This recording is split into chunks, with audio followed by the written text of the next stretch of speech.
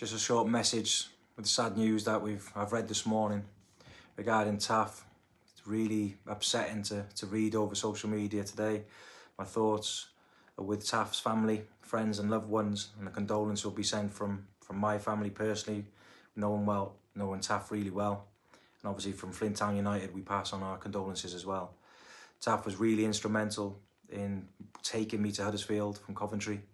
Obviously our link between being Welsh from Cardiff, similar sort of issues maybe sort of off the pitch, or he used to say I'm reminded of him of his boy Daniel, which again was just sad circumstances for Taff.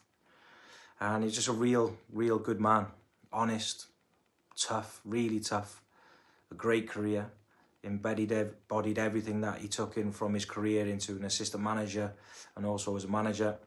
Always there to tell you the truth, always there to give you an arm around your shoulder as well if you needed it, but also give you a rollicking as well if you needed it. So Taff was really key. We had really good success at Huddersfield together, and as I said, I'm just really shocked and upset regarding the news that we've seen today.